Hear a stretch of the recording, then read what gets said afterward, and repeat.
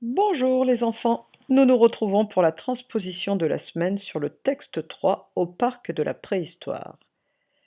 Cette transposition va nous aider à nous entraîner à conjuguer les verbes à l'imparfait à la troisième personne du pluriel, il avec un S ou elle avec un S. Découvrons le texte au parc de la préhistoire. Tu l'as reconnu. C'est un texte que l'on connaît déjà. Autrefois, le papy de Louis habitait dans les Cévennes. Louis passait toujours les vacances d'été chez lui. Il arrivait à midi, il déjeunait, et aussitôt il voulait aller au parc de la préhistoire. Dans le parc, il regardait longtemps les reconstitutions de la vie de cette époque. Il restait toute l'après-midi dans le parc. Il adorait aussi lire des livres sur la préhistoire. L'homme préhistorique était nomade. Il chassait les animaux et il les mangeait. Avec leurs os, il faisait des aiguilles, des peignes, des harpons. Dans les rivières, il lançait habilement son harpon sur les saumons. Dans des silex, il taillait de fines lames tranchantes. Il prenait ces lames pour gratter, couper, percer. Il avait des lampes à graisse pour s'éclairer. Tu l'as reconnu, il s'agit du texte sur lequel nous avions travaillé la semaine dernière. Oui, mais cette fois, c'est le texte écrit à l'imparfait. C'est le texte que nous avons transposé. Donc justement, revoyons un petit peu tout ce que nous avons fait, et je vais te demander de prendre ta feuille, de faire une pause sur cette vidéo et de retrouver les verbes conjugués à l'imparfait. D'accord? Dès que tu les as, souligne-les en rouge et retrouve-moi sur cette vidéo. Bravo, tu as bien reconnu les verbes conjugués. Nous avions travaillé dessus la semaine dernière. Ils étaient écrits à l'imparfait et on les reconnaissait à leur terminaison AIT. Habitait, passait, arrivait, déjeunait, voulait, regardait, restait, adorait, était, chassait, mangeait, faisait, lançait, taillait, prenait, avait. Voyons la règle de la transposition de la semaine. Chaque action, chaque verbe était conjugué au singulier, c'est-à-dire qu'il n'y avait qu'une seule personne qui faisait l'action. C'était Louis, ou le papy de Louis, ou l'homme préhistorique, et à chaque fois on le désignait par le pronom personnel sujet, il. Maintenant, nous allons mettre plusieurs personnages à chaque fois. Louis et Léo à la place de Louis, les grands-parents de Louis et Léo à la place du papy de Louis, et enfin nous allons parler des hommes préhistoriques. Donc à chaque fois, pour désigner un de ces trois groupes de personnages, nous utiliserons le pronom personnel sujet ils au pluriel, donc il avec un S. Alors passons à la transposition. Autrefois, le papy de Louis va devenir les grands-parents de Louis et Léo habitaient dans les Cévennes.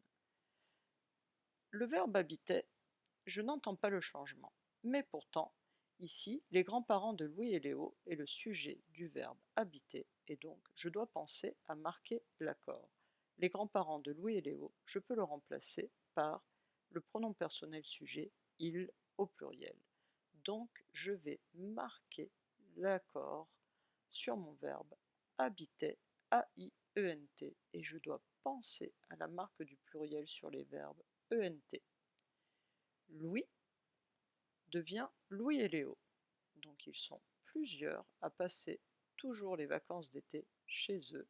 Le verbe passer, je vais l'écrire A-I-E-N-T parce que Louis et Léo, je peux le remplacer par le pronom personnel sujet il au pluriel. Et la marque d'accord sera le A-I-E-N-T. Louis et Léo passaient toujours les vacances d'été chez eux. Ils arrivaient A-I-E-N-T à midi. Et ils déjeunaient et aussitôt ils voulaient A-I-E-N-T aller au parc de la préhistoire.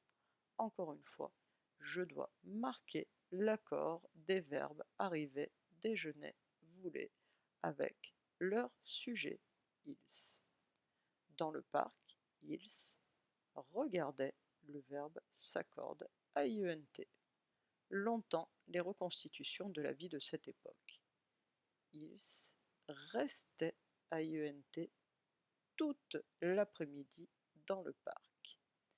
Ils adoraient IENT aussi lire des livres sur la préhistoire.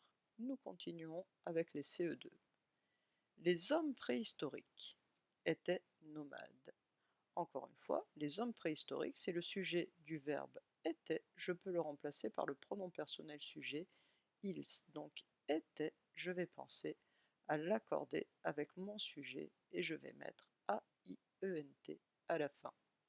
Nomade, nomade, c'est un adjectif qualificatif qui dit comment sont les hommes préhistoriques. Ils sont plusieurs, nomade est au pluriel, je dois mettre la marque du pluriel sur l'adjectif ici, qui est un S. Il chassait, AIENT, les animaux. Le verbe chasser s'accorde avec son sujet ils. Et il les mangeait, AIENT. Je pense à mettre le E entre le radical et la terminaison pour que la lettre G fasse bien son bon son. Avec leurs os, ils faisaient des aiguilles, des peignes, des harpons. Dans les rivières, ils lançaient, AIENT, habilement leurs harpons sur les saumons. Lancer s'écrit avec un C cédille pour que le C fasse le bon son. Dans des silex, ils taillaient, AIENT, de fines lames tranchantes. Ils prenaient, AIENT, ces lames pour gratter, couper, percer. Ils avaient des lampes à graisse pour s'éclairer. Donc tu l'as vu, la terminaison des verbes conjugués à l'imparfait à la troisième personne du pluriel, c'est AIENT. Regarde, on retrouve le fameux ENT qui est la marque du pluriel sur les verbes conjugués. D'accord?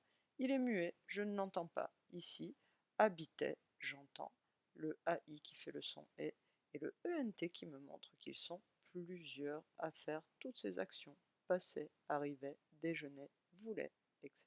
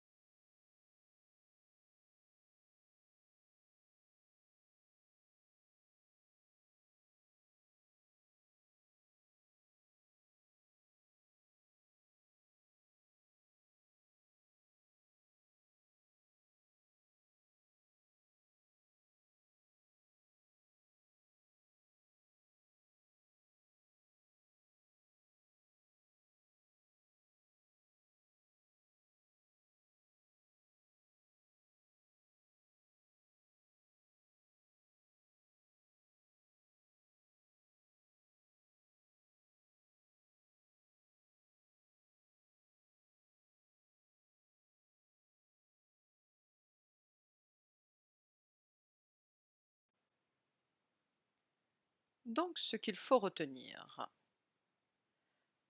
à l'imparfait, avec ils ou else, la terminaison est AIENT.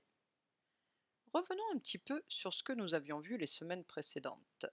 À l'imparfait, les terminaisons avec les autres pronoms personnels sujets sont avec je, AIS, avec tu, c'est toujours AIS, avec il, elle, on, c'est toujours AIT, avec nous, toujours IONS, avec vous, toujours IEZ, et enfin avec ils et else, AIENT.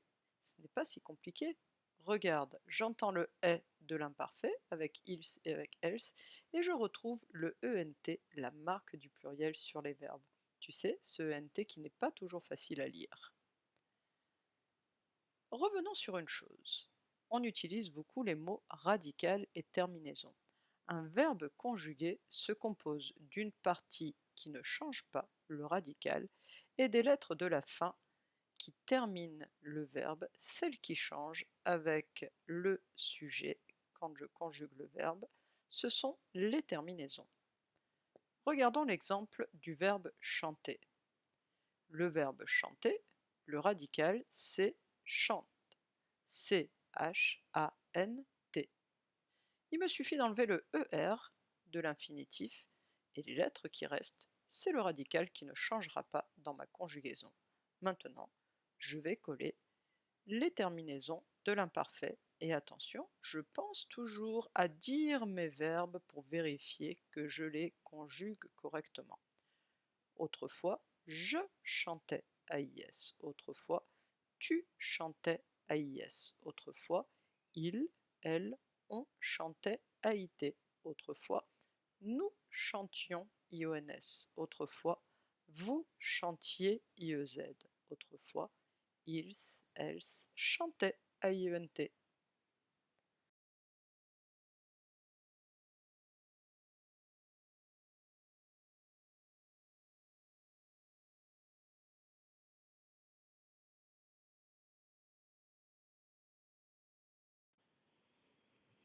Maintenant, c'est à toi de jouer. On reprend toujours la même trame. Le premier exercice de la fiche T3. Ici, en jaune, c'est celui des CE1, en bleu, celui des CE2. La consigne est la même pour les deux groupes. Transpose le texte suivant au passé en commençant par autrefois. Oui, pour bien dire ton texte à l'imparfait, je te conseille de mettre dans ta tête autrefois. Là, on te demande de choisir comme temps du passé l'imparfait. Et n'oublie pas, avec ils et else, les terminaisons des verbes sont toujours IENT. Nina et Sarah, ce sont deux petites filles. Alors, par quel pronom personnel sujet tu vas le remplacer pour savoir comment écrire le verbe qui suit? Allez, j'ai hâte de voir ton travail. À bientôt!